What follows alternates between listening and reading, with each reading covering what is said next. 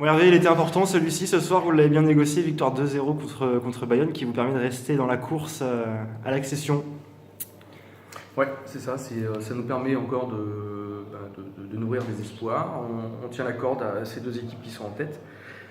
C'est une belle satisfaction et voilà, je crois que ce soir, c'est pas un match référence parce que tout n'a pas été parfait, mais en tous les cas, dans l'implication, on a tous joué au même niveau, dans l'agressivité, dans la détermination. Il n'y a pas un joueur qui a été en dessous, il n'y a pas un joueur qui a été en dessus non plus, au-dessus des autres. J'ai trouvé qu'on était très homogène dans ce qu'on proposait et ça paye, c'est ce que je leur ai demandé avant le match. Qu'on ne soit pas bon que dans un secteur, que ce soit offensif ou défensif, et je trouve qu'on a été plutôt homogène dans cette performance. Tu as fait des vrais choix de changement à 1-0. Je suppose que c'était compliqué de se dire est-ce qu'on capitalise sur ce but d'avance et on défend ou est-ce qu'on continue. Finalement, tu as fait des changements plutôt offensifs en fait. Exactement. Il ne fallait pas se satisfaire du 1-0 parce qu'on avait du mal à tenir la balle devant. Giroud et Lucas avaient beaucoup donné sur la première période, beaucoup de courses de la part de Giroud, beaucoup de tâches défensives de la part de Lucas, où il a récupéré beaucoup de ballons avec les 2-6. Et je pense que la meilleure défense, c'était l'attaque. Il fallait qu'on amène du sang frais avec Soulé et puis Landry. Et voilà, je trouve qu'ils ont fait une bonne rentrée, à l'image des titulaires. Bon, il y a Dacu qui n'a pas touché un ballon, il m'a dit 7 minutes. Mais Landry fait une passe décisive. Et Landry, il rentre, fait une passe décisive. Donc c'est pour ça qu'aujourd'hui, tout le monde est au diapason. Ce qui n'a pas été le cas le dernier match.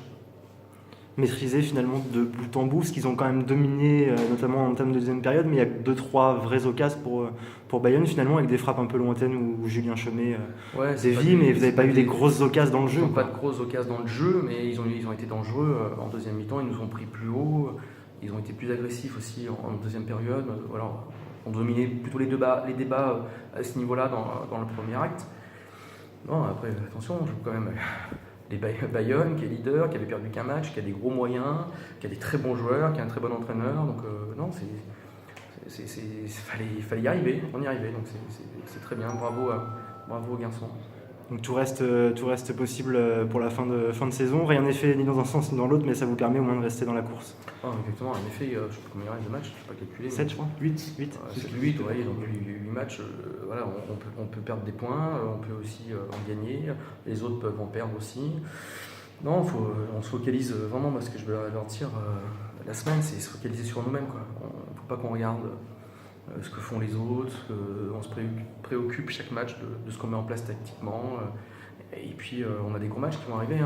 On va aller à Cause qui va jouer ses dernières cartes pour un éventuel maintien, même s'ils sont décrochés. C'est une équipe qui est valeureuse. Attention au piège. Ils ont failli battre Niort il y a 15 jours ou 3 semaines. Ils ont fait match nul contre Niort à Niort, je crois, si je ne me trompe pas. Donc attention au piège. Après, il y a Bressuire, c'est de très bonnes équipes. Poitiers, on va aller à l'Èche Cap-Ferré. Donc cette poule est très bonne, elle est très forte. Elle est bien plus forte que la saison dernière. Donc on est loin d'être arrivé. Déjà, on est derrière les autres. Mais en plus de ça, il ne faudra pas s'égarer encore en chemin.